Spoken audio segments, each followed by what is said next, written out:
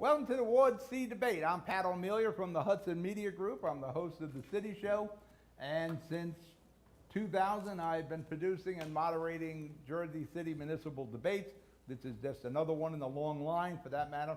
Thursday night, on the same channel at the same time, is the Ward D debate, and I'll also be moderating that. Today, we have all three candidates for Ward C: Kevin Bing, Tom Zuppa, Richie Boggiano, Councilman Richie Boggiano. Gentlemen, welcome to the debate. Thank you. We're live here from the North Bergen studio. How did you get here today? I believe I drove. You drove? If I remember correctly, yeah. Tom, did I you? drove with minimal traffic, shockingly enough, Pat. Rich, how'd you get here? I drove. So nobody took a bike? No bike lanes. No bikes, huh? No bike lanes, lanes. okay. Inside joke with some of the people here. I'm gonna go over the rules of the debate. All candidates will be entitled to a 2-minute opening and closing statement. All candidates will have 2 minutes to answer the moderator's questions. The moderator may allow the questions to go longer than 2 minutes. If we got some good heated discussions, I'll let it go. Candidates who do not follow the moderator's instructions will suffer the Trump fate. We will cut off your mic and your camera. Each candidate will get 1 minute to rebuttal. If I feel it's a good rebuttal, I'll let it go more than 1 minute. Each candidate will get to ask 2 direct questions of the other candidate. All candidates must use proper language. We're on television here live in Jersey City. There will be 2 8-minute intermissions, one at 6:30 and one at 7, gentlemen, right? Okay. And all the candidates may use any of the footage from the debate on their campaigns. All right, gentlemen, you ready? Yes, sir. I'm going to start easy. Pompidou. We in favor of Pompidou? You yes or no on Pompidou? Should it be there on Journal Square? Is there something better we could have done with that building? Kevin, we'll start with you. Sure. So I think the Pompidou is going to be an incredible addition to Journal Square. For those of you who are not familiar, the Pompidou is a world-renowned French art museum with separate locations all over the world. Earlier this year, Mayor Phillip announced an agreement to bring the Pompidou to Journal Square in the next 3 years in a city-owned building. I think it's a fantastic improvement for the long-term prospects of Jersey City. I think Jersey City is the best city in the world. It's a world-class city and it deserves to have an art museum that represents and can help grow the vibrant culture that we have here. But I have serious concerns. I think adding a new art museum, you're going to see increased rents and property values in the community. And I want to make sure that there are benefits that feed back into the community so that our local cultural programs benefit from this as well. So just like when you build a new building, you need to build the physical infrastructure and put it in place before the building is built. I think if we're going to invite the Pompidou Museum to the city, then we need to put in that civic infrastructure first. So what does that mean? That means a plan that includes affordable housing for Journal Square so that long-term residents aren't priced out of the neighborhood they love. I think that means ensuring there's that infrastructure so that local arts and cultural associations are brought into the process. And I think if we can put those things in place, the final point is that I think we need the local landlords who are going to benefit with increased property values, that they need to be a part of this investment, so it's not just city funds paying for the museum.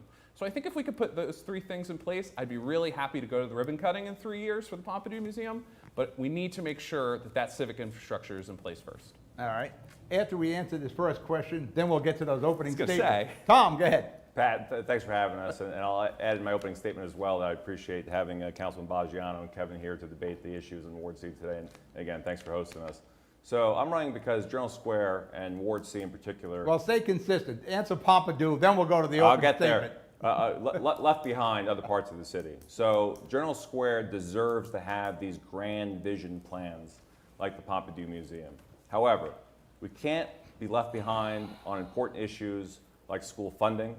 When we have holes in the floors of our middle schools and we're sending students out to that, when there's garbage, beer cans, and other undesirable items outside of our schools, we need to focus on people who have already been here before we worry about tourists and people who may move here in the future. So I've been all over Ward C focusing on these issues, talking about the Pompidou Museum in particular.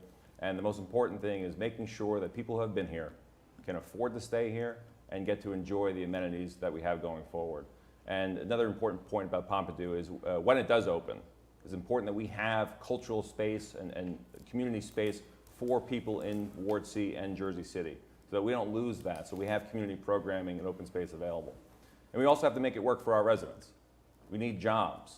We need jobs for Jersey City residents, Ward C residents coming out of the Pompidou. We need to improve and support our local businesses so that they're benefiting from having a museum open. If we do those things, then Journal Square will benefit from it. We have to take care of our residents first. Richie, Pompidou. Actually, I originally wanted the building to be a historical building for Jersey City history. But we got the Apple Tree House, so now I'm well satisfied with the Pompidou coming here. I think it's going to be great for Journal Square. Don't forget, we have the Loews, we have Pompidou, and Journal Square is going to become the center of the city again, like it was years ago, which I think you remember, Pat. Oh, yeah. And I'd like to see the restaurants come. I think it's going to attract a lot of people. It's going to bring a lot of money into the city, and it's going to bring a lot of popularity to the city. Jersey City is going to be put on the map because of this and because of other things that are happening. So as far as I'm concerned, I think it's a great project. I hope it's a great success. Well, one thing like was said, I hope all the people that are being employed are from Jersey City. I'd like to see the people from Jersey City get the jobs at the Pompidou. All right. All right, Kevin, opening statement. Opening statement. Thanks. Thanks so much, Pat. Thanks for We having us. like to get our opening statements in after the first question. You know. Thanks so much, Pat. Thanks, Tom and Rich, for coming. It's great to have you guys here. I look forward to a very spirited debate today. So look, I've been going around, I've been knocking on doors, I've been talking to a lot of voters, both before I was a candidate and now as a candidate, in Journal Square in the Heights. And a common theme keeps coming up again and again. Ward C is not getting leadership that represents our progressive values. In fact, a lot of the issues that I talk to my neighbors about are completely preventable. The ideas are out there, we have solutions, but what we lack is the political leadership that's willing to take any risk to get these things done, that's willing to push for change. Take, for example, when there's a proposal put forward to fund homeless outreach services, someone is there to raise their hand and say no, that we don't need that in Ward C. When we have tragic and senseless violence on our streets, we completely lack the imagination to do better and to make sure that our streets are safe for anybody who wants to use them. Take a look at open space. Journal Square and Hilltop have 1 iPhone worth of open space per resident. And I think that's just, something that we really need to be working on and that we haven't taken action on. Take a look at a larger issue, climate change. I don't think anybody in Journal Square or the Heights is excited about the situation we're going to be in when the next Ida or Sandy comes along.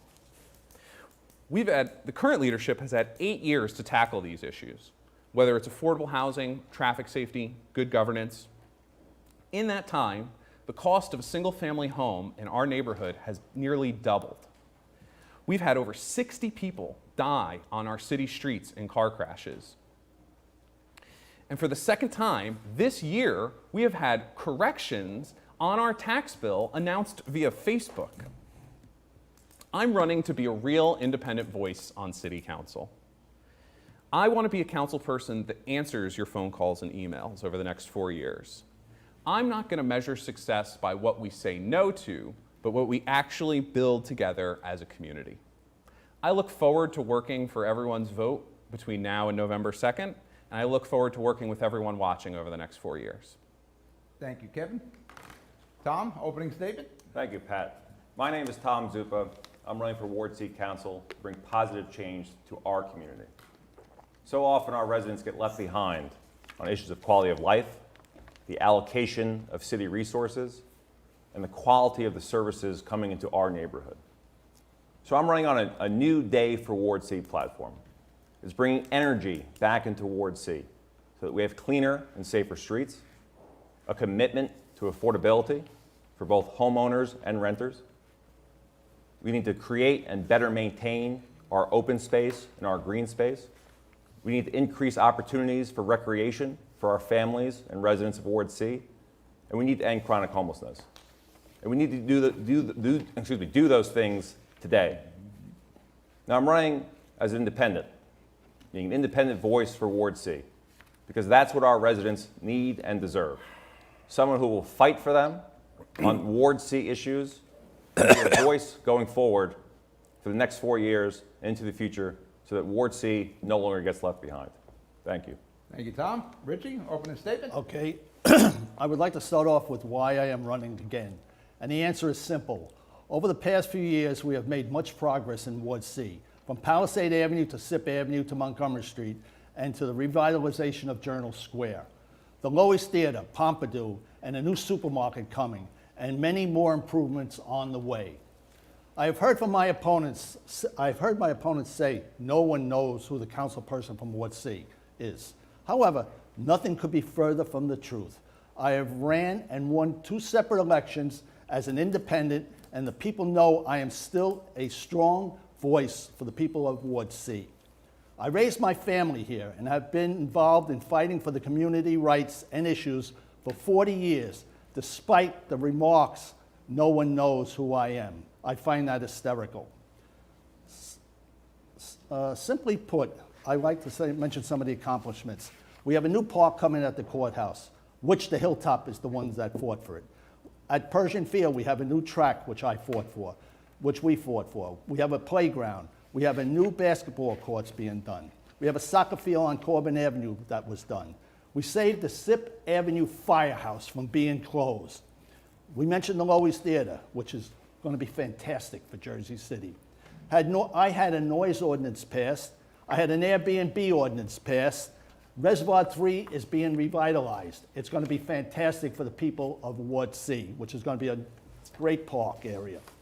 Also, we're going to be having another park, an additional park on Baldwin Avenue when a new development goes up. Additional police, I brought more additional police into the North District by dealing with Captain Santiago a few months ago.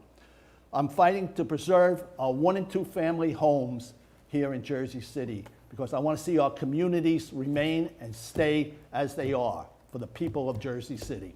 Thank you. Thank you, Rich. Interestingly enough, the next question is the Loews Theater, as Richie, old-time Jersey City, called it, the Loews. The Loews. The Loews, after, you got to pull up the props on it, after a good 25 years of hardly any activity outside of the Friends of the Loews, saving the building, maintaining the building, and saving the city of Jersey City at least $120 million in renovations, comparing this Loews Theater to the Loews Theater in Brooklyn that they recently renovated. The city is entering an agreement with the Devils to operate it, the Loews Theater, with the help of the Friends of Loews. Richie, I assume you're in favor of that. Oh, you're darn right I am. I used to hang around on 176th Street in Manhattan at the Loews Theater. I'm very familiar with the Loews. I've been very involved with the Loews for the last 15 years, and I'm so glad we're finally going to have theater there. We're going to have art performances there, and it's going to be open to the public. And it's a great thing that's going to happen. Well, you have a role in that, you and the administration. Tom? Absolutely, Pat, thank you. The biggest thank you goes to the Friends of the Loews. You know, Colin and Patty led the charge on saving the Loews for years. Their work is unestimable. Cannot be said enough, our gratitude for that. And the Loews is going to be great for Journal Square. Journal Square is the heart of our city, and it's the soul of our arts and culture community, and we're looking forward to that in the future. And again, I mentioned jobs. It's got to be a benefit to our citizens, making sure that our citizens are getting employed and that local businesses are coming here and being supported by the customers at the Loews. But the Loews Theater should have been something that was done years ago. There were unnecessary fights going on between Friends of the Loews and the city that if I were councilman back then, I would have mediated and gotten this deal done a lot sooner. Which back then? The back then with Shunla, the back then with Cunningham, back then with Healy, which back then? A little more contemporary during Mayor Phillips' All right, Mayor term. Phillips, okay. Kevin? Sure, yeah. I think like everybody else in Ward C, I'm extremely excited about the prospect for revitalizing the Loews Theater and restoring it to its prior greatness, and enabling it to be a cultural and economic center for Journal Square and the city and the region going forward. I think you've got a good deal in place. One, you've got Devil's Arena Entertainment, which seems like a very qualified operator, which I think is great. You've got the Friends of the Loews on board, which is great. I think nobody knows the building better than Friends of the Loews. No one's put in more blood, sweat, and tears to make sure that the Lowe's is still with us today, that it wasn't destroyed, and they still have a seat at the table. I think that's vital. And you have the mayor's support, which I think is fantastic. I think it's very, I think it's very important as an independent candidate to support the mayor when he does something right. And I think, a successful revitalization of the Lowe's would be a huge success. I think the question where we're at today is execution. Is this plan going to get carried forward?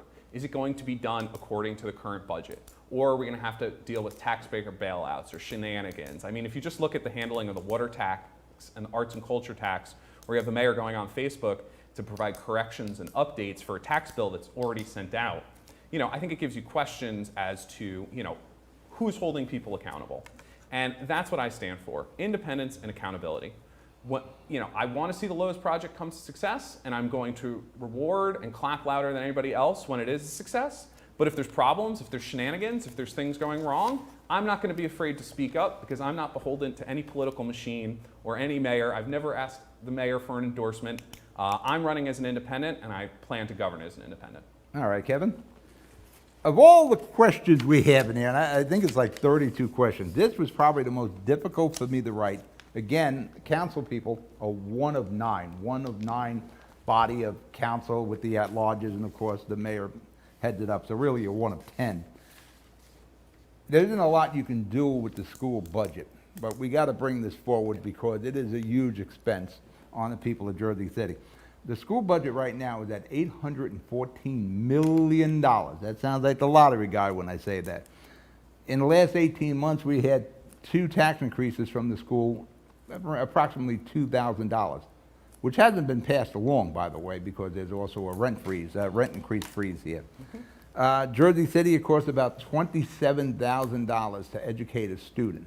Where in Tom's River, where I have a studio down in Seaside Heights, which is about 70 miles from here, it's $16,000 a year. And it's not like it's Hooterville down there. It's a real town, real schools. They go to college and all that and become doctors. What will you try to do as a councilman to try to ring in this budget? Or you think we should put more money in this budget? Kevin? Sure. I don't think it's an either-or proposition. I think first and foremost, flat out, we need fully funded schools in Jersey City. As Pat mentioned, I am running for city council. I'm not running for school board. I don't control, I will have no say in what the school budget is on city council. On city council, you control the city budget. But I think there's a lot, I think city council can't just throw its hands up and say we're not involved with this. Our schools have been underfunded for years. And if you look at the statewide conversation, that state aid that was coming from Trenton, it's just not coming like it used to. So I think on city council, there's a few levers you can pull, and I'm going to pull every single one of them to try and improve our schools. I think we need to audit how the payroll tax is being implemented so that the schools are getting their full funding and so that no employers are able to balk out of their obligations. I think the city budget needs to contribute funds directly to the Board of Ed. Now, the dollar amount and the terms that come attached to it, I think, need to be negotiated and discussed so that we're putting smart money into the system. But I think that it's time for Jersey City's tax base to use its municipal tax base to support the schools. I'm in favor of that. But isn't that a double taxation on the people of Jersey City? They're paying the school tax, and now you want to take money from the municipal budget? No, so what I'm saying is that we need fully funded schools. We don't have fully funded schools. If your concern is about how the money is getting spent in the Board of Ed, in fact, by having the city council get involved, the city council can actually audit, get involved, and monitor how that money is being spent. Whereas before, if you don't have any money in the game, you really don't get to say, you don't get a say in how it's spent. And I think what's really important to focus on here is that schools are an investment. People stay in the city because they can raise children here. And if we're going to live in an inclusive, holistic community, the Jersey City you might remember from when you were younger, Pat, we need to make sure families can stay here. And the way we do that is with fully funded schools. It's an investment. If you invest in a 14-year-old today, look at all the issues we have in our city with crime, jobs, mental health. If you invest in a 14-year-old today, you're going to see that in 8 years, 1 or 2 terms of a city council, you see that benefit an adult that's a productive, contributing member of society. Tom, same question. Education is one area where it gets stuck in politics. And the city council can't throw up the hands and just say it's not our job, I'm not on the school board. We need to do what we can when we can. And our students deserve world-class education and world-class facilities, especially in Jersey City, which is the second largest city in New Jersey, but top-notch in this country. What we can do is ensure that the school board maintains an independent board from the city. That's something that came up recently, that the mayor had proposed before the pandemic, and we need to make sure that the school board and this council are independent bodies that can work together, and we work together where we can. What the city council can do is make sure that the pilots or tax abatement money that is coming from the city and funneled through goes directly to the schools. And even as Kevin mentioned, the payroll tax, same thing, needs to be funneled directly to our schools. But the city council can't be hands off, but we need to take an approach and work with the Board of Education. I'll be an ally with the Board of Education in speaking with, speaking with them, so they'll know exactly how my position on these issues, and we have a fair conversation that works out for everyone. Richie? Just to let them know, the council and the school board have been meeting. Joyce Waterman and I have been assigned to the superintendent of schools. We're going over the financial matters, and we're working on it. And it's going to be a great progress in the next year, I hope. One of the big issues is Trenton took, I believe, $100 million from the schools, which is a shame. And our representatives should have been down there screaming, why? Why was this money taken? And we contacted most of them. Also, I want to say, our school systems, we have some great schools here in Jersey City. I can name number 6, number 25, a whole bunch of them. As I said, I raised my kids here in the city. My 2 sons graduated West Point. My daughter graduated Loyola College and went on to George Washington University for a master's. The schools are great. It's up to the parents to make sure the kids study and the kids look forward to a great education, a great future. But we're working with the school board right now, and as I said, I'm assigned with Joyce Waterman, and we're going to make some changes. Musab Ali is great as the school president, and I hope he stays on for the next 4 years or 2 years. All right, Richard. Staying with the schools, they have an issue right now with school crossing guards. How should we handle that? I'll go with Kevin again, since Richie's looking at his papers. What do we No, I'm not do? looking at papers, it's empty. So the crossing guard issue, for those of you who aren't familiar, this has been a concern. We don't have the staffing levels to fund the number of crossing guards that our city needs, right? And this has been an issue going back pre-pandemic, but we all know that with unemployment where it's at, it's just every employer is having a hard time staffing right now. I know, I run a small business. So I think crossing guards is something that needs to be addressed. And whether that's through higher pay or better recruiting efforts, it needs to be done. If you read my issues, if you know anything about my campaign, I'm a huge advocate for traffic safety and Vision Zero, which means no deaths or serious injuries on our streets. I think if we're going to commit to that Vision Zero goal, that crossing guards are absolutely a part of it. But then it also begs the question, why do we have roads that are so dangerous that you need a crossing guard to cross it? We have students heading to Dickinson High School down the street from my house, crossing 139 every day with crossing guards, and even then, cars aren't respectful. Why do we design our roads to be so dangerous that kids can't even get to school, whether they want to walk or bike or take a school bus? Or where parents feel so unsafe sending their kids to school that they choose to drive, adding to the congestion and adding to the dangers on our city streets. I think we need to take a holistic approach at the problem, and that's what I'm putting forward. You realize that people from the Heights and Ward C have been crossing 139 to get to Dickinson for a very long time. I do, but if you looked at the renovations after most recently, it's a nightmare. Tom now. Tom, as an ex-patrol boy who used to cross these kids in the morning and afternoon, I don't know if you remember patrol boys, had the white belt and had a badge, and I was a patrol boy. Tom, crossing guards, what do we do? Our crossing guards, who are staffed currently, are doing an excellent job, and we have to thank the Jersey City Police Department, our officers who have stepped up to fill the void in the last couple of weeks to make sure that our kids are walking and crossing safely. And this goes back to accountability and preparation. If we talk in a little bit about preparing in advance for the winter and the storms and making sure our streets are safe and clear, the same goes for crossing guards. We knew the kids were going back to school this year. The city did not take into account that we would have a shortage. And the crossing guard situation also extends to our seniors. I was over at the Grandview Terrace the other day with our seniors having a lunch, And one of the major issues was crossing guards and people driving and blocking their driveway, making sure it wasn't safe for our seniors to walk. So we need to take this approach that addresses everything. It's all about preparation, planning ahead. Because we're going to have kids crossing the street, like, you know, God willing, years to come, Pat. And like you said, you did it before. We're going to do it for the next 10 years. We got them. We didn't even have stop signs back then. We survived on our voice, our hands, and our wits, as I said in a Twitter post. As the next patrol boy, All right. Richie, what do we do? First of all, we're hiring 25 seniors to fill in the crossing guard shortage right now. It's just been put out yesterday. And secondly, we mentioned Grandview Terrace.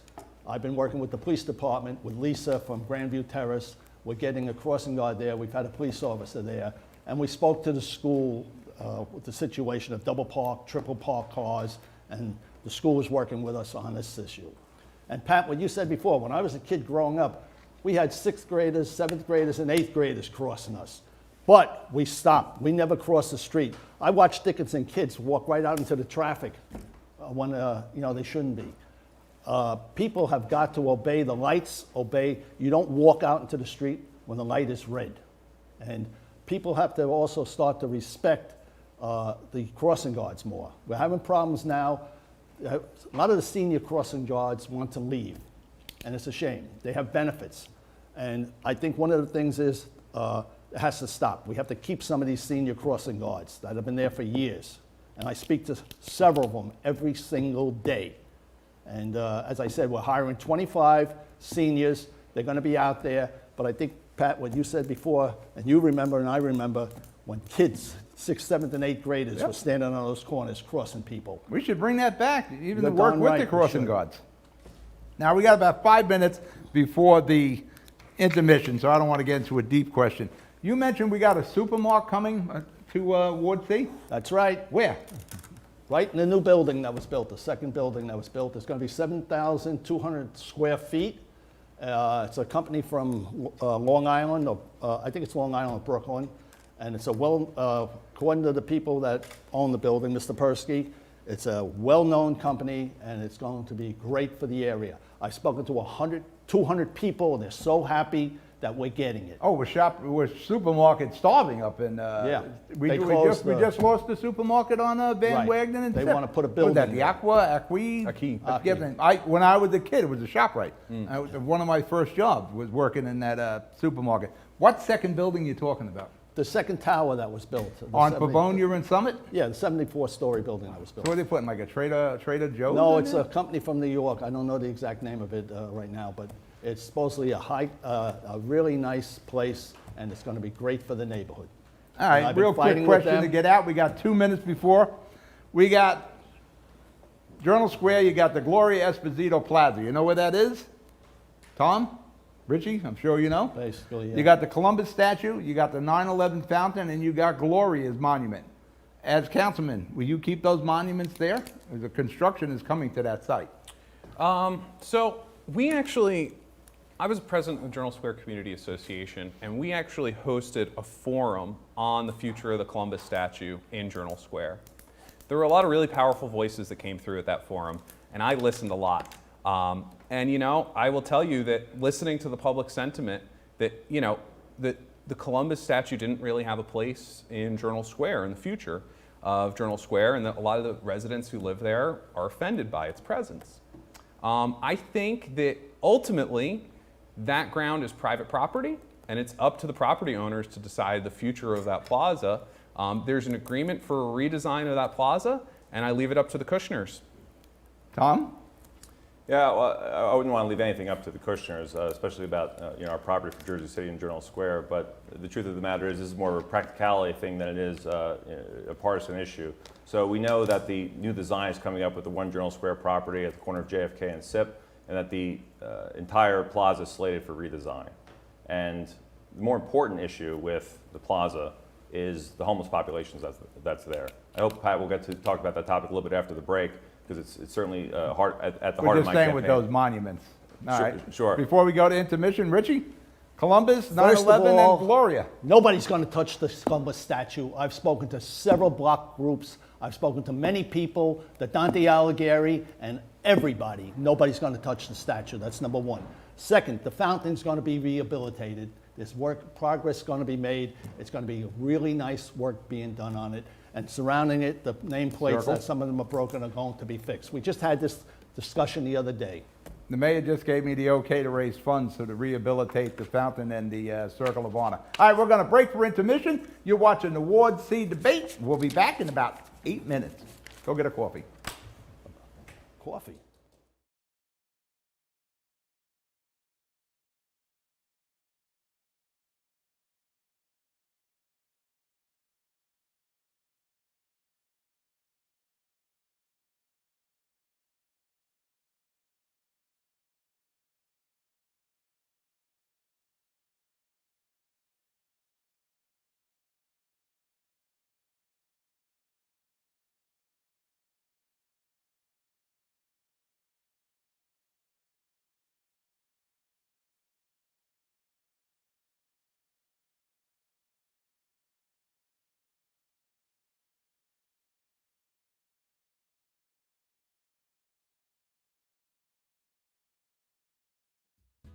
Stevens Jersey City Ford, located right off of NJ 440 North.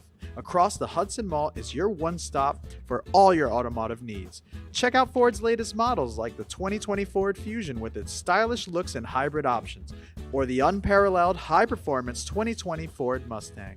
The 2020 Ford F-150 Raptor is ready for those rugged off-road terrains with trail control. Need a mid-sized truck for your towing and hauling? The 2020 Ford Ranger will deliver. The 2020 Ford Escape is a luxury SUV that was made for comfort and adventure on the go.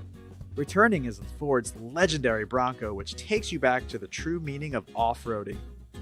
They are now available for pre-order in our showroom or on our website. Let us help you find your next vehicle. Stevens Jersey City Ford, 201-432-7272. Ford made their first all-electric SUV a Mustang. Rapid acceleration, reactive handling, 300-mile range. You control how it feels and how it sounds. It knows you. It dials into your preferred settings. It has an array of driver assist technology. Cameras and sensors enhance your awareness and provide you with additional control. But it's more than cutting-edge technology. It's the spirit of it. It's a Mustang. Introducing the all-new Ford Maverick. A truck for people who do stuff. And people who make stuff. People like Gabrielle Union. I make this look good, don't I?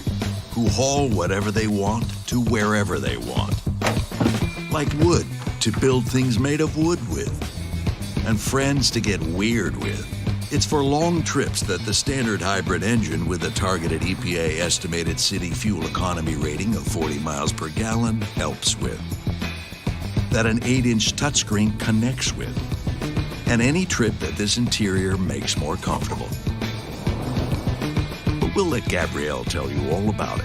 Or I could just tell them it's a Ford truck that starts at less than $20,000 MSRP. Yep, that works too.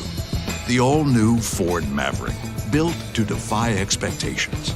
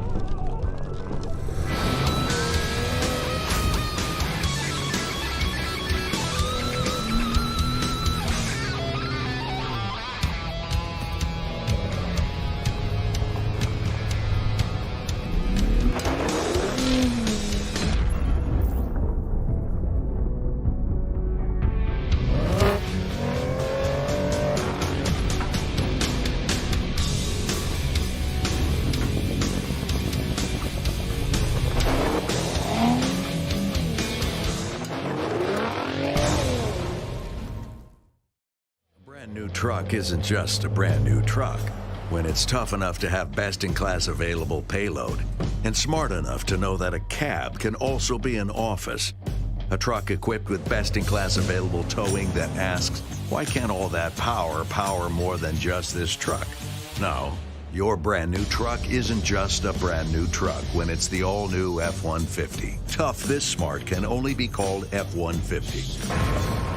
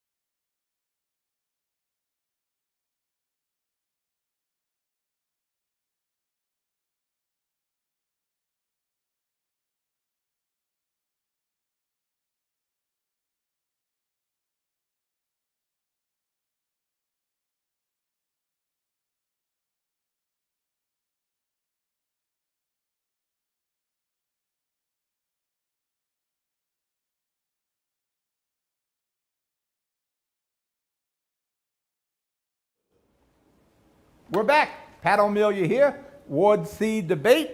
Kevin Bain, Tom Zuppa, Richie Boggiano, Councilman Richie Boggiano. Now we're going to get into the world of transportation. We don't have subways in Jersey City. As much as we want to talk about transit in Jersey City, we don't have it. We don't have much of a bus service. When I was younger, again, older than you guys, Richie, every street in Jersey City had its own bus. There was a Boulevard bus, there was a Central Avenue bus, there was a Garfield Avenue bus, there was a Montgomery Street bus, there was a Old Bergen Road had their own bus. Everybody had a bus, and the buses all made money. Today, we have no private bus service. There aren't even many jitney vans anymore. We have everything New Jersey Transit. How can you improve, as a councilman, what will you try to do to improve mass transit in Jersey City? And hopefully you say something besides get more New Jersey Transit. I'll go with Richie. Richie. Well, today we have Uber. What we need are more taxis. We should have taxis roaming the city, not standing like at Journal Square at a station or downtown by Exchange Place. They should be roaming the city to give transportation to people. We have the service, the bus, that van Melia. service that we have now, which the mayor created, which I think is really good. I see them all over the streets. And what we need also is the Port of Authority to get more involved in the city and to start helping us, especially with PATH. You know, the PATH trains are overcrowded. I've been dealing with the Port of Authority for the last several years. They were going to extend the tracks. They were going to do this. They were going to do that in Journal Square, but they haven't done nothing. All they're concerned about is 42nd Street, taking care of 42nd Street.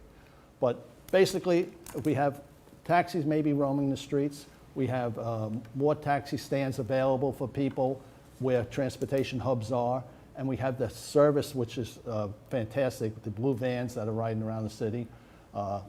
I think, and people are riding bikes. A lot of people are using bicycles now.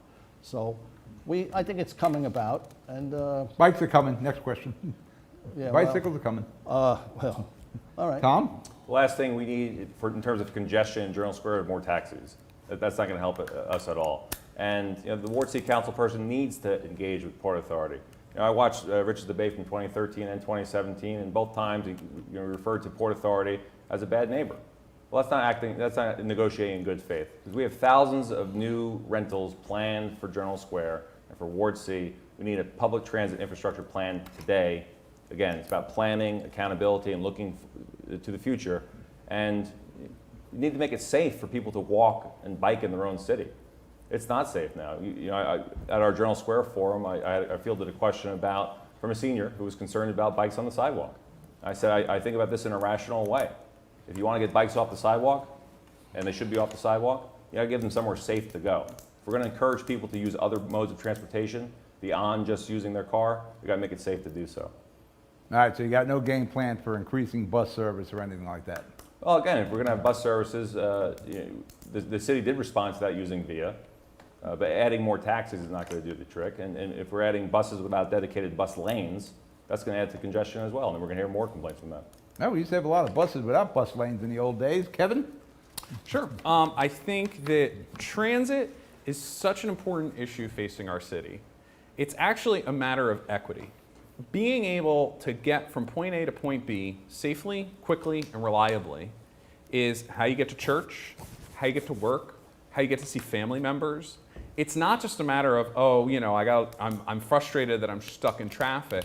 It's a matter of making that job interview or not, or being able to go to a religious service even if you can't afford to live near where you worship. So it's tied into housing, it's tied in a lot of other issues.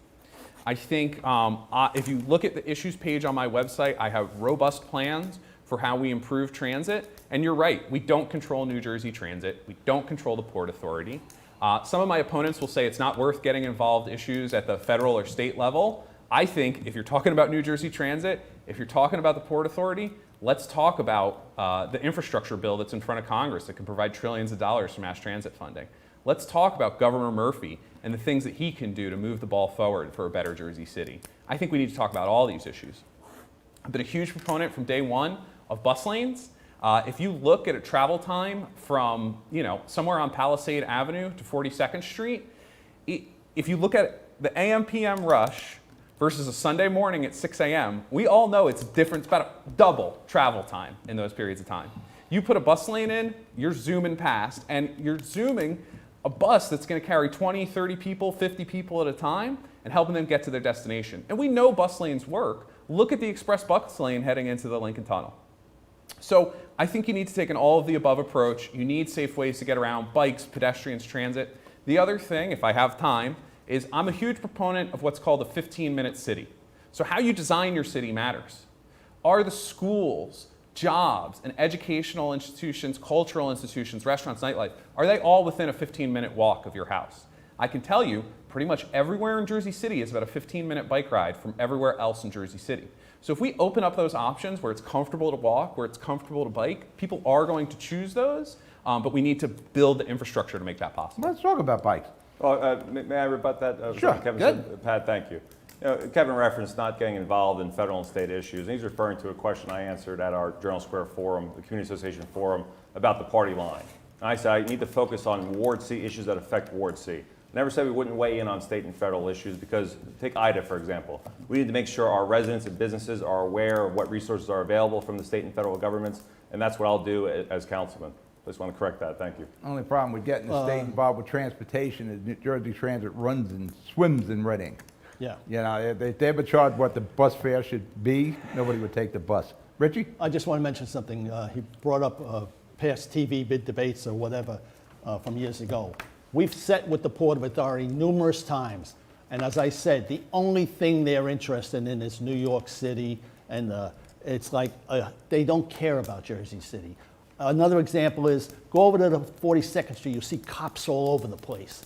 Come to our terminal. You don't see any of the cops out in the street. You don't see them anywhere. And I've dealt with them, and my cousin was the chairman of the board of PATH years ago, and I spoke to him many times about it. He retired, and I just give up trying to deal with them. Well, I think the reason we have some cooperation with PATH is Fulop actually sued them 4 or 5 years ago because they were there, rent-free, tax-free, and now the city is getting something from the PATH. There is some communication between the administration and the Port Authority. Not a lot, I'm sure, but there's some. Well, it certainly exists, Pat. I don't know if Rich said he's giving up on that conversation. No, I didn't get given up in that sense.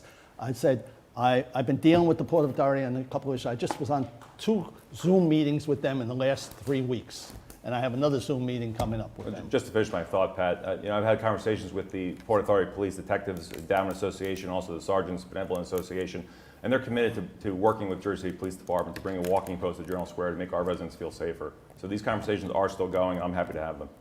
How many years is Okay. it going to take? 25 years? Should be easy, rather easy to do. Oh, God. Bicycles and bike lanes.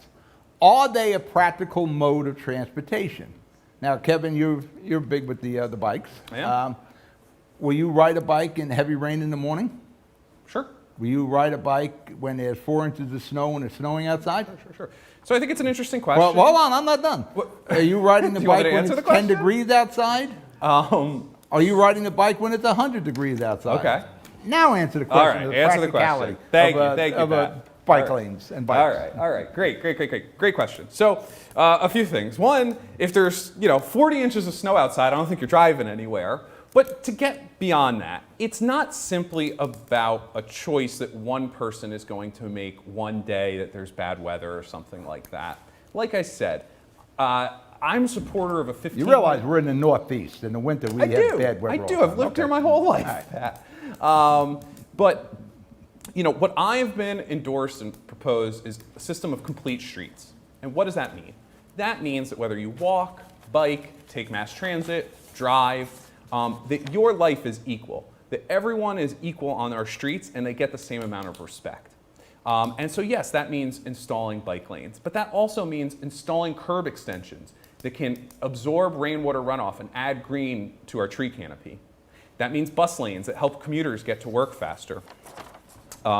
It's about a top-down approach. And look, I know some people know me as the Bike JC guy, and that's great. I love it. I do have an e-bike and I ride around the city all the time, but I also drive. I also take mass transit. I'm planning to govern for everyone, and I'm not a single issue candidate. I am here to improve options for everybody that lives in Jersey City, and most importantly, I am here to prove that there is a political coalition that is willing to fight for these issues, that is willing to stand up, that is willing to value our safety over driver convenience every day of the week. And that's why I'm running. Tom, you biking in 4 inches of snow when it's snowing outside? Well, Pat, it's a matter of personal choice. If people do want to bike in inclement weather, we need to make it safe for them to do so in the best way we can. We're talking about snow. You mentioned snow and blizzards. Again, Ice. And ice. The sidewalks, intersections, and crosswalks were not clear, not safe for pedestrians or cyclists after February storm. I know. I organized the Bring Your Own Shovel events through my block-by-block community initiative. I was outside Magnolia and Baldwin, not far from Rich's house, clearing the sidewalks to make it safer for people to walk. But Kevin mentioned driver convenience as well. Ward C, thankfully, is still very much a working-class neighborhood. And we need to make sure people can get to their jobs because a lot of them work outside of Jersey City. If they need their car, we need to make sure that they come home to have access to their car, they can get there. And we can do that while not sacrificing safety for our cyclists. Richie? Well, I'll be honest with you. I took a lot of abuse from the residents of Bergen Avenue when they put the bike lanes. They made one lane going and one lane coming. The bike lane should have been moved back. We have a bike lane on Magnolia Avenue, and nobody uses it. They ride in the middle of the street, they ride on the wrong side of the street, and it's a shame. We have to start enforcing the laws with bikes. And I rode a bike for years, many, many years. And I have nothing against bikes, but you can't. I stood on Bergen Avenue. I went over to Bergen Avenue by the church, the St. Aidan's. I counted 100 cars and 4 bikes one morning. 4 bikes, 100 cars. I went down to Montgomery Street by Exchange Place. There were 3 bikes, and maybe I stopped counting cars because it was impossible. The cars are here, they're here to stay. We have to work out something where both can be taken care of and done properly. Can I respond to that? Good. Real quick. So first things first, I know a lot about Ward C. One, I know those statistics. Maybe that's what you saw, Rich, but that does not reflect the official accounting from the city, from the nonpartisan government officials who actually measure these things for a living. 2, I know that 40% of residents who live in Ward C live in car-free households, that they rely on pedestrian, mass transit, bike options to get around. And look, you don't even have to ride a bike to depend on a bike. If you've ordered takeout in the last 6 months, I guarantee at least once or twice that came on a bike, that we have a whole economy that's built off of that. But really what it is, it's about safety. Bike lanes, curb extensions, all of these other improvements are proven by the federal government to make it safer for cyclists, pedestrians, drivers, everyone that uses our roads. All right, you covered that before. All right. Talking about cars, lack of parking in C. There are people in Ward C that are on citizen patrol going around the block looking for a parking spot. What are we going to do? There's a lot of cars in Ward C. That's those other 60% of the people are citizen patrol. Sure. What do we do? How do we improve the parking I can handle in Ward C? Rich? Well, first of all, parking is horrible because we're allowing buildings to be built, going to all these parking lots, and they're building buildings and no parking. 100, 200, 300 units with no parking. And the Journal Square Association has been part of, always in favor of these big buildings going up, where the Hilltop has been fighting this. We have a garage coming. The county's building a garage, I think, for 436 cars on Oakland Avenue. And at night, residents are going to use it. This summer and last winter and the summer before, I dealt with the Board of Education, had the residents to be able to park in Dickinson High School, by number 6 school, and other areas where schools have parking lots at night, but they had to be out by 7 o'clock in the morning. Tommy DeGeese allowed people, residents of the Hilltop, not only the Hilltop, anybody, to be able to park by the county courthouse at night. They had to be out by 7 o'clock in the morning. We have a problem, and it has to be taken care of. Now, Central Avenue is getting a garage built on Central Avenue, which is going to help tremendously. But all these new buildings going up have to have parking. And it's ridiculous. You build 400 units and you have 50 parking spaces. Oh, Richie, you got a building going up called The Cottage that's going to have 649 Yeah, I units know. and no parking. That's why I fought. I had part of the 2060 plan changed. A good part of it changed. And I'm going after the rest of the 2060 plan where we can stop what's going on. Tom, So what are we going to do about the parking? I don't want to ride around the block. The 2060 plan predates Councilman Boggiano's term in office. That's right. However, of the two things that we'll hear tonight, and I've heard from Councilman Boggiano in his entire term in office, the 2060 plan has got to go, and we need more motorcycle cops. Whether either of those are true, he hasn't done anything to do that. Oh, whoa. I've gone after the mayor, the director of police, everybody. Not one piece of legislation other than to affect the Hilltop, which is a great neighborhood, to change the 2060 plan. And I was at that council meeting to address it with you, and to Kevin's credit, he was there as well. Not one plan. So if we're going to hear we need 2060 plans, these buildings are going up, and there's no changes, put some legislation forth. Everything's always in the future. Well, after I get elected again, you're going to have these great things. We're going to have parking. 8 years of those promises. We don't need another 4 with those promises. First of all, Well, what are you going to do about the parking? Todd, I was the only one who went down, and there was a picture of me on the front page of the paper, pointing my finger at the council, the only person in Jersey City that went down and fought the 2060 plan. And the fellow that introduced it is now living in South Carolina. The 2060 plan has done a lot of damage in a lot of areas of Jersey City, Ward C. But I was the only one down there that protested it. And I remember Peter Behrens, Peter Behrens was the chairman, I believe, of the board. And he said to me, Richie, what's the problem? I turned around and I pointed to the fellow that was the business administrator. I said, there's your problem, sitting right over there. Kevin, parking, what are you going to do? I don't want to ride around the block. Yeah, no, it's interesting. Rich mentioned being on the cover of paper for pointing fingers. And meanwhile, in his answer, he blamed the local community association for the Journal Square plan, which predates the creation of that community association. No, you approve all buildings, every building that comes along, you people approve. Let me ask, okay, you people, let me ask you a question. What about the Hilltop Association that you lead currently? I don't lead it. I do not lead the Hilltop for the last 8 years. Okay, fair. But let me ask you about the Robin Hood project. You said that was your reason for running for office. That's why you got involved in politics.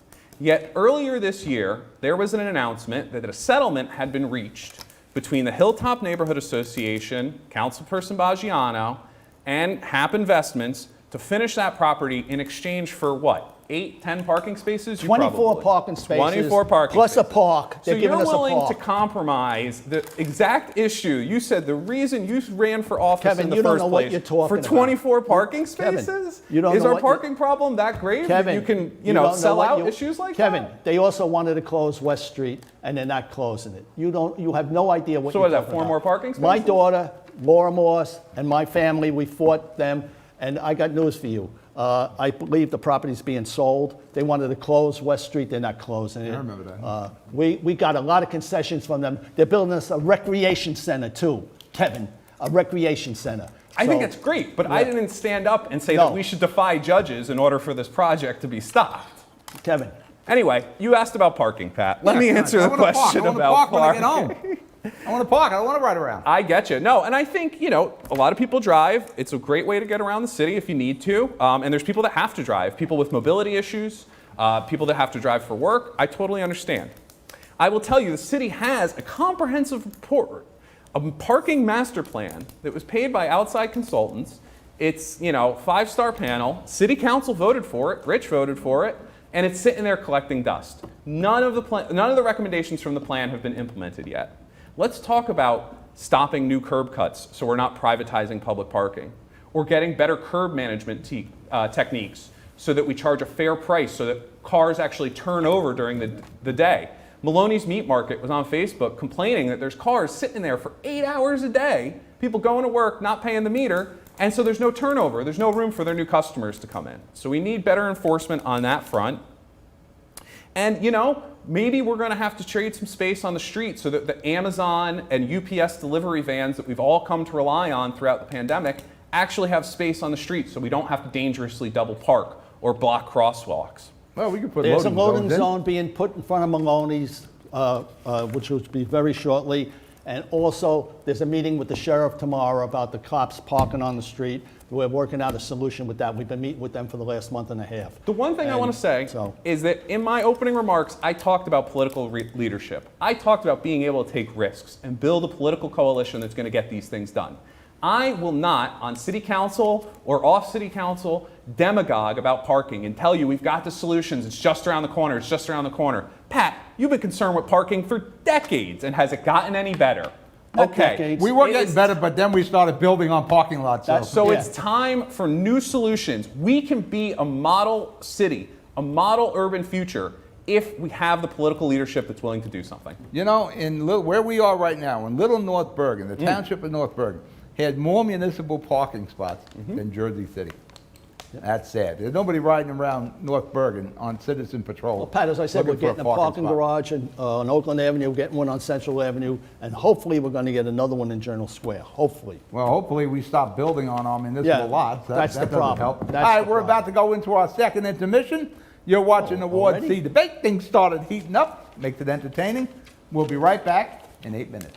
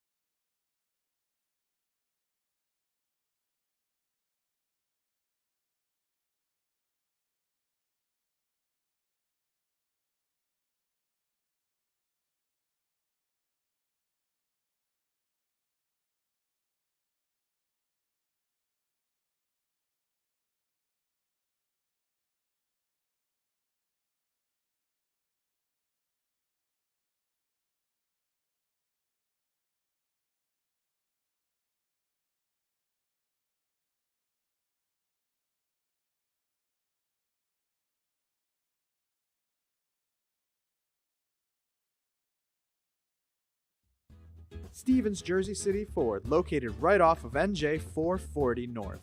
Across the Hudson Mall is your one stop for all your automotive needs. Check out Ford's latest models like the 2020 Ford Fusion with its stylish looks and hybrid options, or the unparalleled high-performance 2020 Ford Mustang. The 2020 Ford F-150 Raptor is ready for those rugged off-road terrains with trail control. Need a mid-sized truck for your towing and hauling? The 2020 Ford Ranger will deliver. The 2020 Ford Escape is a luxury SUV that was made for comfort and adventure on the go. Returning is Ford's legendary Bronco, which takes you back to the true meaning of off-roading. They are now available for pre-order in our showroom or on our website. Let us help you find your next vehicle. Stevens Jersey City Ford, 201-432-7272. Ford made their first all-electric SUV a Mustang. Rapid acceleration, reactive handling, 300-mile range. You control how it feels and how it sounds. It knows you. It dials into your preferred settings. It has an array of driver assist technology. Cameras and sensors enhance your awareness and provide you with additional control. But it's more than cutting-edge technology. It's the spirit of it. It's a Mustang. Introducing the all-new Ford Maverick. A truck for people who do stuff. And people who make stuff. People like Gabrielle Union, I make this look good, don't I? who haul whatever they want to wherever they want. Like wood to build things made of wood with. And friends to get weird with. It's for long trips that the standard hybrid engine with a targeted EPA estimated city fuel economy rating of 40 miles per gallon helps with. That an 8-inch touchscreen connects with. And any trip that this interior makes more comfortable. But we'll let Gabrielle tell you all about it. Or I could just tell them it's a Ford truck that starts at less than $20,000 MSRP. Yep, that works too. The all-new Ford Maverick, built to defy expectations.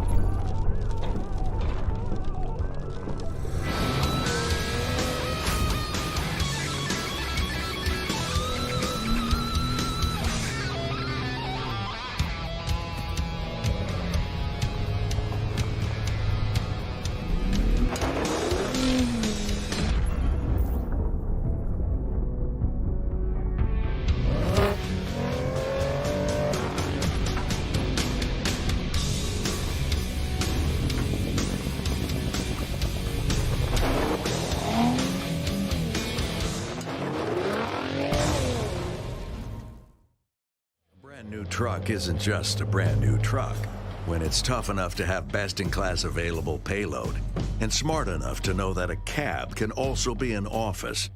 A truck equipped with best-in-class available towing that asks, why can't all that power more than just this truck? No, your brand new truck isn't just a brand new truck when it's the all-new F-150. Tough this smart can only be called F-150. Stevens Jersey City Ford, located right off of NJ 440 North. Across the Hudson Mall is your one stop for all your automotive needs. Check out Ford's latest models like the 2020 Ford Fusion with its stylish looks and hybrid options, or the unparalleled high-performance 2020 Ford Mustang. The 2020 Ford F-150 Raptor is ready for those rugged off-road terrains with trail control. Need a mid-sized truck for your towing and hauling? The 2020 Ford Ranger will deliver. The 2020 Ford Escape is a luxury SUV that was made for comfort and adventure on the go. Returning is Ford's legendary Bronco, which takes you back to the true meaning of off-roading. They are now available for pre-order in our showroom or on our website. Let us help you find your next vehicle. Stevens Jersey City Ford, 201-432-7272.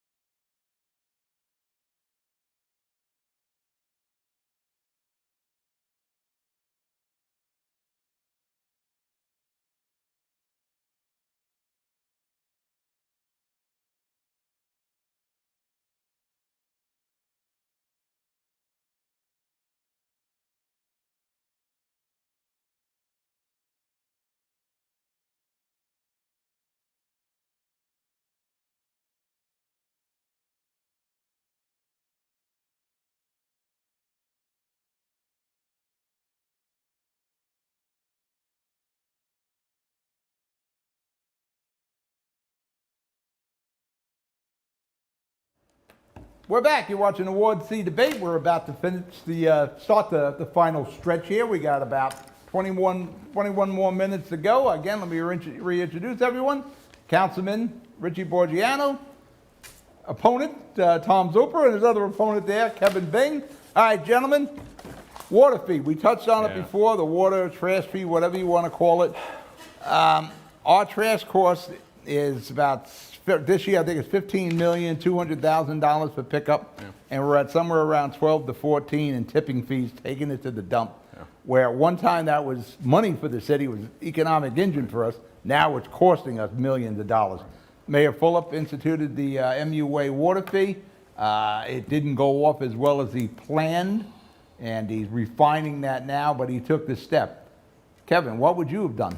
What would I have done? I mean, so the water fee has been, it's almost, I was telling you during the break, it's one of the most common things I hear about when I talk to people on their porch, right? Just regular homeowners. For those of you not acquainted, you can, if you're a renter, you're still paying the fee because your landlord's going to be passing that cost along to you. Or if you're a homeowner, you can go look at your bill. You realize we still have a rent hike. The rent hikes freeze, right? Exactly. So the landlord has to eat it. Landlords haven't passed anything. Yep, it's a shame. And so if you look at your water bill, you'll see it there. The idea was that the city had an increase in its solid waste pickup, trash, right? And the mayor tried to pay for that by including it in the Suez bill. Why? You'd have to ask him. What that meant is that you were now getting charged for every gallon of water that goes through your house to pay for your trash pickup. If it sounds confusing, it is. But what it means is it's a backdoor tax on small homeowners all over Jersey City. But it gets worse. First off, if you're in a large downtown building or one of these luxury apartments with your own private carting service, you are exempted from this fee because you're not paying for the city's trash pickup. Second, God forbid, you own a laundromat Now you are paying these incredible prices, passing them along to the people who are feeding quarters into the machines, and those are the people who are being impacted. Those who can least afford it are really being impacted for this new expense from the city. So what would I have done different? Look, I'm running to be one person on a 9-person city council. I'm not running to be the mayor or anything else like that. But what I am telling you is I'm running to be an independent voice on council. I would have no question about calling out the mayor for this mistake. And I would stand up to anybody. I am fully in favor of repealing and refunding this tax and any associated fees, those people who had overdraft or anything else, because I am running fully independently. There's nobody else that's financing this campaign. I'm not taking any money from real estate developers. I'm not a part of a larger political ticket. I haven't asked the mayor for an endorsement. I'm running as an independent, and that's the voice you're going to get on city council. All right, so you wouldn't have covered the cost of the trash pickups. You would have, how would you going to pay for that? I mean, you're talking about breaking open the whole budget. I can't just say, how I'm going to fix one line item. Okay. Tom? Well, just one point on Kevin's point. He's an independent voice, but he's campaigning with the other non-Philip or anti-Philip tickets. So Yeah, I work with people. It's politics. it is politics. We're running in this campaign to not be politics as usual, and that gets to my next point. So the MUA tax is an indirect tax on homeowners. It tells the story over the last 8 years of Ward C. As taxes have gone up, quality of life has gone down. Excuse me. I know because I went out and took action on the lack of cleanliness in our streets. Our streets have gotten dirtier. We've gone out with our volunteers. We've cleaned the streets. We've cleaned the hilltop all the way up to the heights, all of Journal Square. This is an area where an independent voice would have been needed. Perhaps Councilman Boggiano, when he was an independent voice in 2013 through 2017 and 2017 until about a year ago, would have fought against that MUA tax. And I can anticipate, if I were a betting man, he's going to say, it's in the works. We're working that out. Well, these things have to be worked out before they get passed. We need that independent voice to fight it before it gets passed. And that's what you can expect out of me as your Ward C councilman. Richie? Okay, first of all, when it came before the council, it wasn't really fully explained, and nobody knew exactly what complications were going to occur. Danny Rivera and I were walking down by Van Ripen Avenue. People came out and started complaining. Danny picked up the phone and called the mayor and got the mayor on the phone. And the next day, it was put on hold. People are going to get refunded some of the money that was charged to them, okay? And taxes, he said taxes gone up. Taxes in the city, the mayor hasn't raised taxes actually in the last 8 years. School taxes have gone up. And property taxes have gone up. No, they haven't, not really. The property taxes have remained stable. The revow was something different. That should have been done years and years ago. But, as far as it's going to be solved, the situation is going to be handled and done correctly. My solution to it is, and I've said it at the council, we should take the water department back to the city like we had years ago, which I think you remember, Pat. And it was well run. Get sewers out of here. Michael Young and I went up to the reservoir several times, and we were so disgusted with what was going on up there. It was a shame. And I think sewers has to go. We have to reopen our water department. We had, what was her name? Mrs. Quirk, one of the ones running it. It was a fantastic department. Well, that was Brett Shumler. He brought us the MUA and Yeah. sewer and water. Well, Pat, what we hear a lot of is, oh, no one knows nothing. Well, I'm going to make it my business to know. You couldn't know because nothing was put out until it came out. Well, you have the caucus meetings, and you're on record as saying that you get 500 pages of documents the Wednesday before the Monday That's caucus. right. Well, I'm a lawyer. I read 500 pages for breakfast. I'm going to make it my business to know. I'm going to make it my business to make sure you are informed. We're going to have regular community meetings. We're going to have email blasts that you know. So you don't have to come to me for information. I'll come to you. Wow. If you could read 500 pages and know everything that's in there, you're fantastic. Speed Thank reader. you. You're a Superman. All right, next question. Just a lawyer. Staying with the fee, That's what's wrong in the what city, caused lawyers. the fee was the outrageous expenses of trash and recycling pickup and dumping. Should we keep it in-house? Should we bring it in-house, or should we leave it with private sector? Tom? Could you repeat the question? Rich and I were going back and forth a bit. Trash Just and the first half of recycling it. pickup. Should we leave it with the private sector, or should we bring it in-house and have the city do it itself? Well, I know the city is looking at bringing it in-house, and we're going to look at the cost effectiveness of that. The problem with having it private sector is we have one bid. Whenever the request for proposal goes out, it's always one response. And we're going to keep seeing that. And you can anticipate that I'll vote either yes or no on these decisions.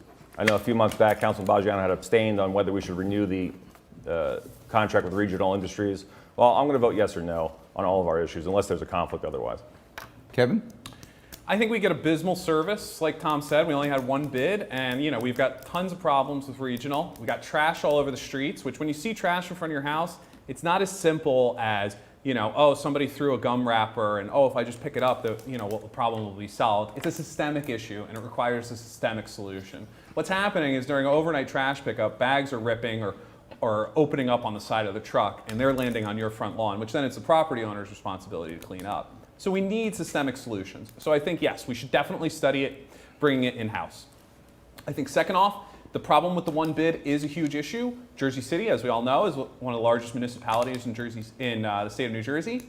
I think we should examine breaking down trash pickup by ward and then competing for 6 different contracts, because then you're going to have more bidders in the process, and maybe the same person's going to do Ward C and Ward D. But you're going to have that competition, and it'll be easier to switch vendors when it's time to switch vendors.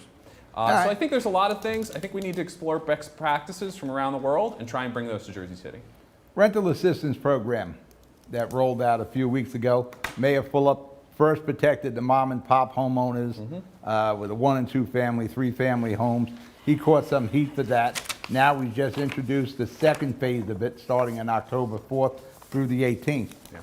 Do you have a problem with what Mayor Fulop did, protecting the mom and pops? How would you have done it differently? Richie? No, I don't really have any problem. I think he just came out with something, I think yesterday, I had it here someplace. There's a second phase starting on October the 4th. Right, and I think the city has done a fantastic job in keeping residents in their homes. And I think what the mayor did was correct, what the council did is correct. And I think the future is going to look very bright. COVID's almost over, things should get back to normal. People have to go back to work, and a lot of these problems should be solved, hopefully within the next few months. Tom? There's a problem with the rollout for rental assistance was an astronomical amount of applications were just outright denied because they didn't fit into the first phase. So people got worried. These are homes we're talking about. And we can't put people out into the cold. So to say no outright, that shouldn't have been the way it was done. You say, okay, you know what, we're going to put your application in abeyance. We're going to hold on to the second phase. Another problem with the application process is a lack of information. I said in a few responses ago about Ward C. If you live here in Ward C, you're waiting for information. Well, it's got to come to you. A lot of the seniors I help aren't using computers, not doing the application online, but they need to because that's the way the city had required it. So we need to make sure there's senior outreach in the appropriate programs. Kevin? The councilperson just said that COVID is almost over. I think when it comes, if you look at the unemployment numbers, if you look at the case positivity rate, if you look at the rate of reproduction, I think we need to learn how to live with COVID, and I think we need to ensure that the world we build after COVID is a better world, that we actually build back better, like President Biden says.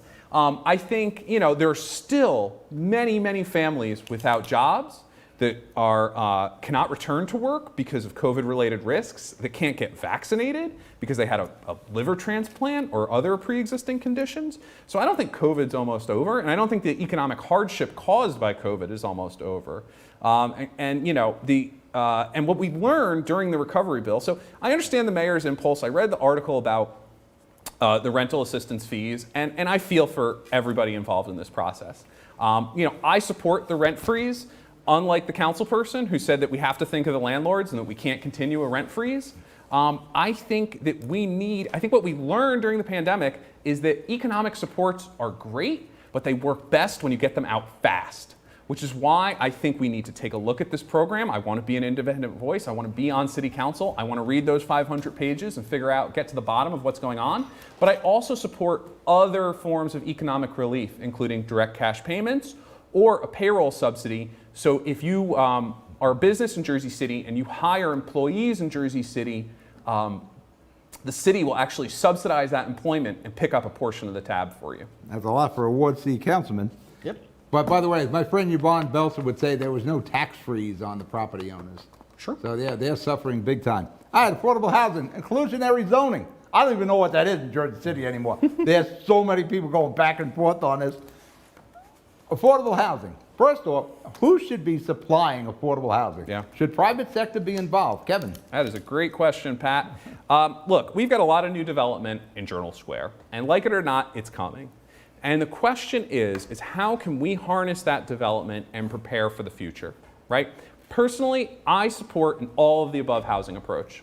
So whether it's improved social and public housing, like Hudson Gardens, whether it is, market rate housing, that we can actually produce enough housing to employ all the people who want to work and live in this fantastic city, and inclusionary zoning, which, if for those of you who aren't familiar, what it means is when you build a new market rate building, when you change the zoning from a 2-story building to a 20-story building, that the developer who gains from that process actually has to give back a portion of that in the form of affordable housing, where they make the housing affordable to people at certain income levels.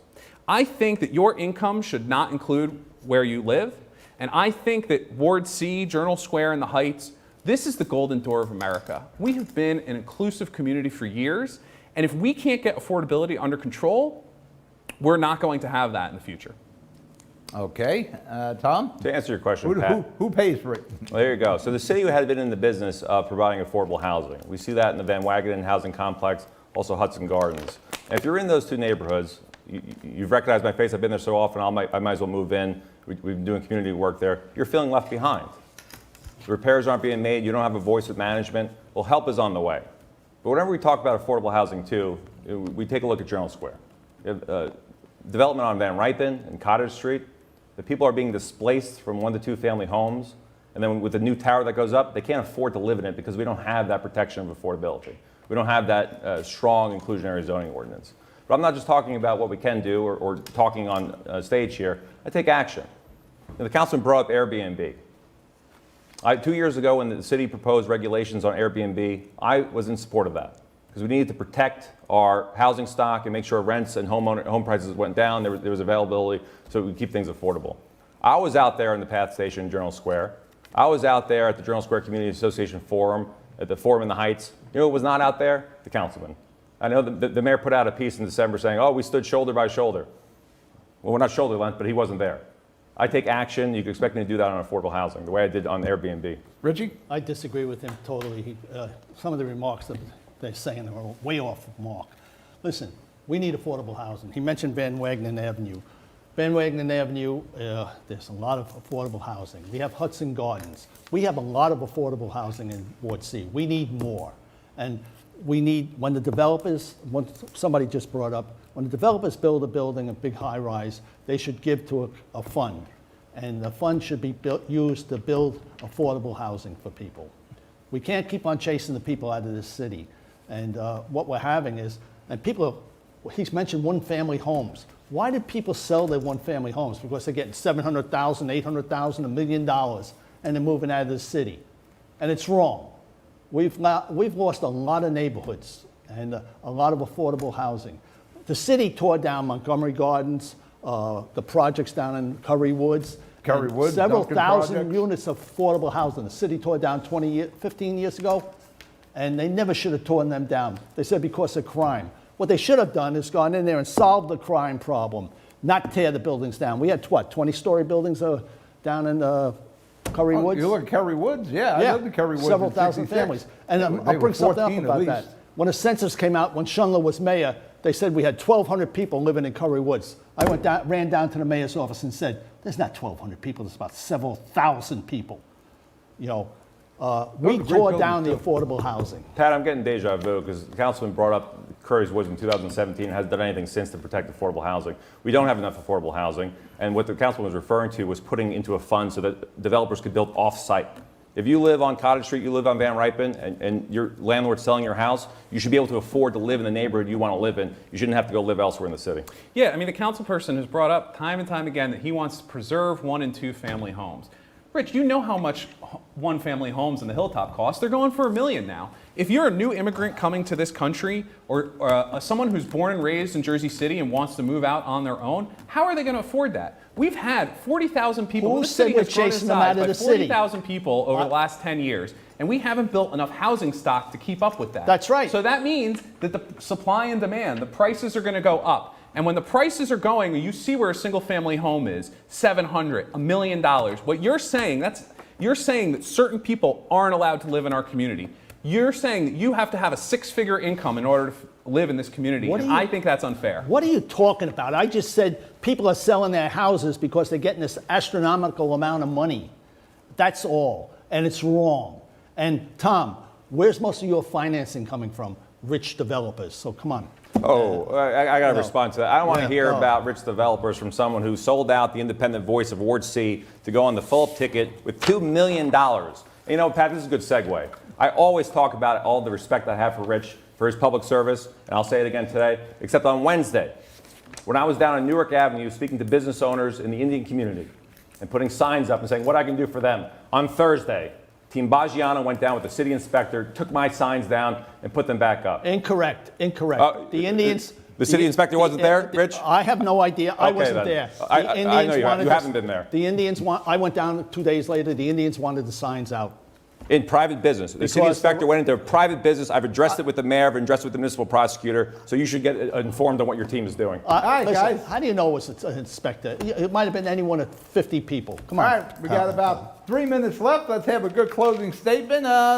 You look like you're ready. Go. Direct question? Yeah, well, we don't have time for direct. You guys did direct. Go ahead. Kevin, give me All a right. closing statement. Why should people vote for you? All right, so look, there's a few things. What I really want to impart to you is that I am the candidate who has the progressive vision for the future of Journal Square.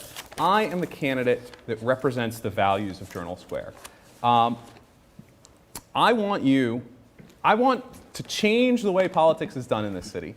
I want you to know that we're not going to measure success by what we say no to, but what we say yes to. And I want you to be able to say, 4 years from now, thank God that stop sign was put in at Baldwin and Palisade. I feel so much safer crossing the street. Or finally, the city built new park space in Ward C. Or our neighborhood is so vibrant, working families can afford to live and stay here. That's why I'm running. Being responsive, being independent, and showing that progressive leadership works. Tom, quick. I want to thank Councilman and Kevin for being here tonight and Pat for hosting. We've had a very spirited debate. But it's not about us. It's about the future of Ward C. That's why I mentioned I'm running on a new Day for Ward C platform. If you're feeling left behind, if you're feeling left out, there's hope on the way. I'm here. I will be here today. I will be here tomorrow. I will be your voice going forward. And that's an independent voice. On all issues of quality of life, safe streets, clean streets, more green space, things that will affect you on a daily basis, I will be here for you. There'll be accountability, access to public information, and you won't feel left behind anymore. So I thank you for your time tonight, and vote Tom Zuppa 3C for Ward C Council on November 2nd. Councilman? I was going to ask both of them several questions, but I'm going to answer something because it came up. The people of Ward C know me as an independent leader who always does what's best for our neighborhood. It's no secret that Mayor Phillip and I haven't always agreed on everything, but I have gained a lot of respect for him over the course of the last 8 years and have come to recognize that Jersey City is in good hands with his leadership in City Hall. We both share a vision for making sure Jersey City is always a great place to live. That means keeping our neighborhoods safe, making sure housing is affordable for middle-class families, providing excellent services, and always keeping our city moving forward. I know that Mayor Phillip believes in the same values.